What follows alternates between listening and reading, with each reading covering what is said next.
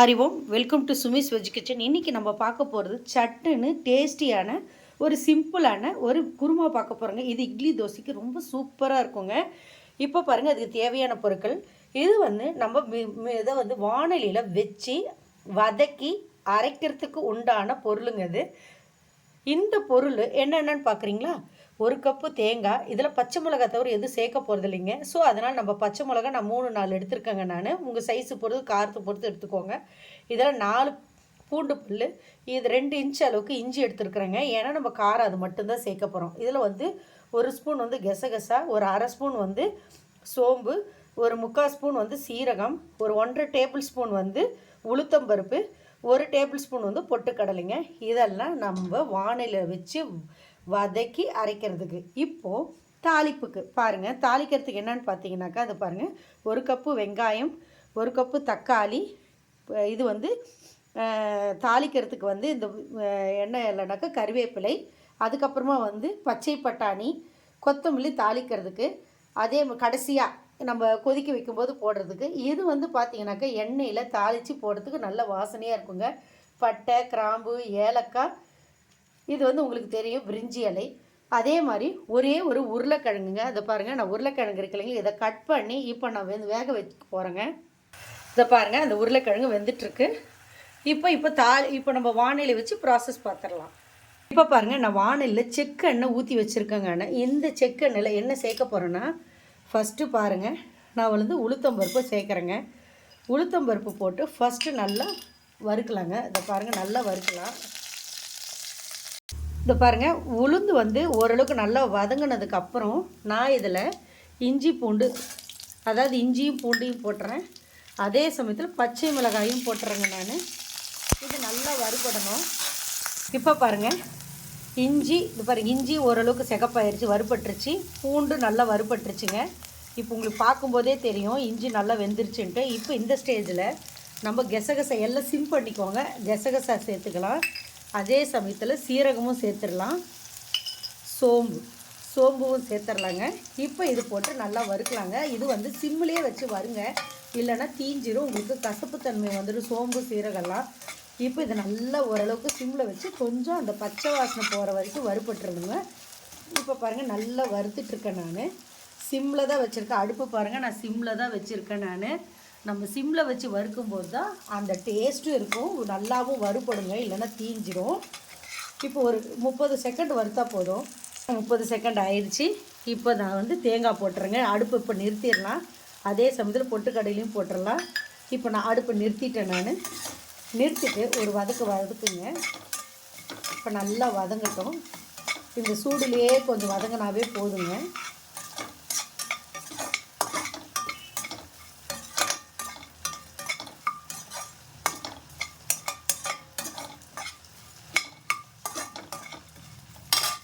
இப்போ பாருங்கள், இது ஒரு மிக்ஸி ஜாரில் நம்ம போட்டு அரைச்சிக்கலாங்க. இப்போ பாருங்கள், இது மிக்சியில் அரைச்சாச்சு. இது நல்லா நைஸாக அரைச்சிட்டாங்க. இது அப்படியே இருக்கட்டும். இப்போ அதுக்குள்ளார நம்ம இங்கே தாளிப்புக்கு பார்க்கலாங்க. இப்போ பாருங்கள், நம்ம இந்த வானலியே கொஞ்சமாக எண்ணெய் விட்டுக்கலாங்க. இப்போ இந்த தாளிப்பு நம்ம போட்டுக்கலாங்க. இந்த பட்டை, கிராம்பு, ஏலக்காயெல்லாம் இருக்கு இல்லைங்களா, அதை போட்டுடலாம். இப்போ இதில் என்ன பண்ண போகிறோன்னா, கருவேப்பிலை, இதில் கொஞ்சமாக தாளிப்புக்கு தேவையான கருவேப்பிலை போட்டுக்கலாம். அது கூடயே ஃபஸ்ட்டு என்ன பண்ண போகிறோன்னா, இப்போ இது பச்சை பட்டாணி இல்லைங்களா, இதிலையே போட்டு நம்ம இந்த பச்சை பட்டாணியை கொஞ்சம் வறுத்துக்கலாம். நம்ம ஒரு 2 நிமிஷம் 3 நிமிஷம் வறுத்தா போதுங்க. அது கொஞ்சம் வெந்த மாதிரி ஆகிடும். அதுக்கப்புறம் இதுலேயே கொஞ்சம் வெங்காயம் போட்டுக்கலாங்க. இப்போ இது நல்லா வறுக்கட்டும். நல்ல மணமாக இருக்குங்க. அந்த பிரிஞ்சி இலை, ஏலக்காயெல்லாம் போட்டு உடனே இது வதக்கின உடனே ரொம்ப வாசனையாக நல்லா டேஸ்ட்டாக இருக்கும் போல் இருக்குது. எனக்கு இப்போயே டெம்ப்ட் ஆகுதுங்க அந்த ஸ்மெல்லு. இப்போ பாருங்கள், அந்த பச்சை பட்டாணி நல்லா வறுபட்டுருச்சு. ஒரு 3 மினிட்ஸ் ஆயிடுச்சு. இப்போ நான் இந்த வெங்காயம் போட்டுறேங்க. இந்த வெங்காயம் கொஞ்சம் நல்லா வதங்கட்டும். வெங்காயம் நல்லா வறுபட்டுருச்சு. இப்போ இதெல்லாம் தக்காளி சேர்த்துக்கலாங்க.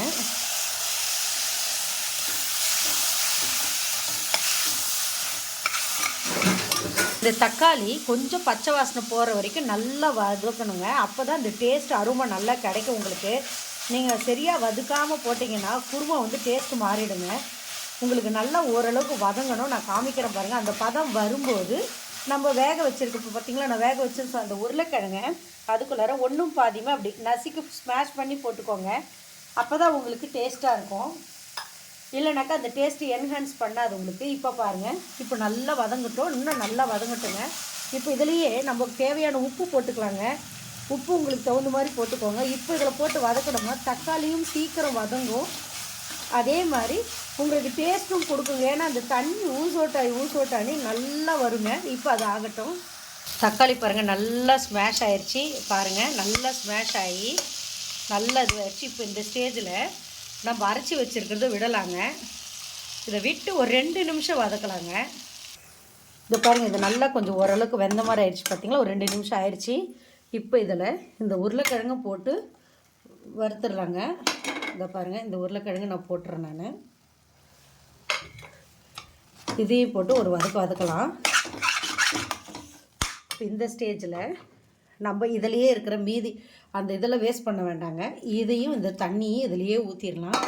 இன்னும் கொஞ்சம் கூட ஊற்றிக்கலாங்க. நமக்கு எவ்வளோ திக்னஸ், இது நல்லா திக்காகுங்க. அதனால் நம்ம நல்லா ஓரளவுக்கு தண்ணி தாராளமாக ஊற்றலாங்க.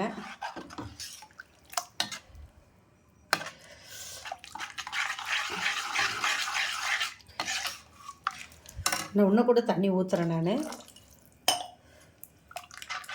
பாருங்கள், உங்களுக்கு எவ்வளோ கன்சிஸ்டன்சி வேணுமோ அந்தளவுக்கு நம்ம ஊற்றிக்கலாங்க. நல்ல டேஸ்ட்டாக இருக்குங்க. இதை செஞ்சு பாருங்கள், அப்போ தான் உங்களுக்கு புரியும். ஏன்னா இதில் வேறு எந்த காரமுமே நம்ம சேர்க்கலை. இதுதான் உங்களுக்கு இட்லி தோசைக்கு நல்லா இருக்குங்க. ரொம்ப ஹோட்டல் ஸ்டைலில், அதான் ரோட் சைடில் இருக்குது இல்லைங்களா, அந்த மாதிரியும் நம்ம சட்டுன்னு ஈஸியாக செஞ்சிடலாங்க. சப்போஸ் உருளைக்கிழங்கு இல்லை அப்படின்னா ஒன்றும் கவலைப்படும், பச்சை பட்டாணி போடல, அப்படியே நீங்கள் செய்யலாங்க. அப்படியே செஞ்சாலும் நல்லா ஈஸியாகிடும். குருமா இப்போ நல்லா கொதிக்க ஆரம்பிச்சிருச்சு. இது வித்தியாசமான சுவைங்க. இது வந்து நம்ம ரெகுலராக இருக்கிற குருமா மாதிரி இல்லாமல் கொஞ்சம் டிஃப்ரெண்ட்டாக டேஸ்ட்டாக இருக்குங்க.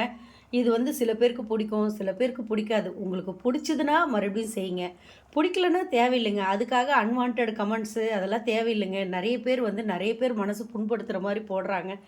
என்னோடய வீடியோன்னு இல்லைங்க, நிறைய பேரோட வீடியோவில் பார்த்தீங்கன்னா கீழே நிறைய போடுறாங்க. அது ரொம்ப வேண்டாங்க. ஏன்னா ஒவ்வொருத்தரும் ஒரு இன்ட்ரெஸ்ட்டில் செய்கிறாங்க. அந்த கருத்துக்கு உங்களுக்கு விருப்பப்பட்டால் அது பண்ணுங்கள், சப்போர்ட் பண்ணுங்கள். இல்லையா நீங்கள் அதை இக்னோர் பண்ணிவிட்டு உங்கள் வேலையை பாருங்கள். ஸோ இந்த நியூ இயரில் நிறைய பேரோட மனசை புண்படுத்தாத மாதிரி எல்லோரும் கொஞ்சம் கமெண்ட்ஸ் போடுங்க, இல்லைன்னா போடாதீங்க. ஸோ இந்த குருமா நல்ல டேஸ்ட்டாக இருக்குங்க. அதாவது எங்களுக்கு இது பிடிக்கும் அந்த மாதிரி. இப்போ இது வித்தியாசமான சுவையில் சாப்பிடணும்னு நம்ம யோசிக்கிறவங்க இந்த மாதிரி செஞ்சு சாப்பிட்லாங்க. இது இட்லி தோசைக்கு எல்லாருக்குமே நல்லாயிருக்கும். ஈவன் சப்பாத்தி கூட நல்லாயிருக்கும். இந்த அடைலாம் செய்கிறாங்க பார்த்தீங்களா, எஸ்பெஷலி இந்த அடை தோசை செய்யும்போது இந்த மாதிரி குருமா செஞ்சிங்கன்னா நல்லா டேஸ்ட்டாக இருக்குங்க. ஸோ இதை நல்லா கொதிக்கிட்டு இதே மாதிரி செஞ்சு பாருங்கள். இப்போ பாருங்கள், இதில் நான் கருவேப்பிலை போட்டுடுறேன், கொத்தமல்லி போட்டுறேன். நான் இப்போ நல்லா கொதி வரட்டும். கொதிச்சிட்ருக்கு. இப்போ நான் உங்களுக்கு டிஸ்பிளேயில் காமிக்கிறேன். இது நல்லாவே இருக்குங்க. சில பேருக்கு அந்த உளுத்தம்பருப்பு டேஸ்ட்டு பிடிக்காது, தேவையில்லைன்னா கொஞ்சம் குறைச்சிக்கலாம். இதில் ஏன்னா நம்ம பச்சை மிளகா காரம் மட்டும்தான் போட்டிருக்கோம், இஞ்சி பூண்டு அது ஜென்ரல். அதனால் ஒரு சிலருக்கு இது பிடிக்கும், ஒரு சிலருக்கு இது பிடிக்காது. ஸோ இது செஞ்சு பாருங்கள், நல்ல டேஸ்ட்டாக தான் இருக்குங்க. இப்போ நான் டிஸ்பிளேயில் காமிக்கிறேன்.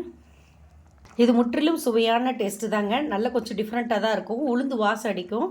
ஆனால் இது நல்லாயிருக்கும், நல்லாவே தைரியமாக செஞ்சு சாப்பிடலாம். இப்போ பாருங்கள், இது நல்லா கொதிக்கணுங்க. ஒரு சின்ன இன்ஃபர்மேஷன், இது கொஞ்சம் நல்லா கொதிக்கணுங்க. ஏன்னா நமக்கு புதுமையான சுவை இல்லைங்களா, இது கொஞ்சம் கொதிக்கட்டும். பாருங்கள், அது நல்லா கொதித்து நல்ல மணமாக இருக்குங்க. ரொம்ப டேஸ்ட்டாக எங்களுக்கு பிடிச்சிருக்கு. இதே மாதிரி நீங்கள் செஞ்சு பாருங்கள். அது வரைக்கும் உங்களிடமிருந்து விடைபெறுவது உங்கள் சுமித்ரா சுரேஷ் பாபு. நன்றி, வணக்கம்.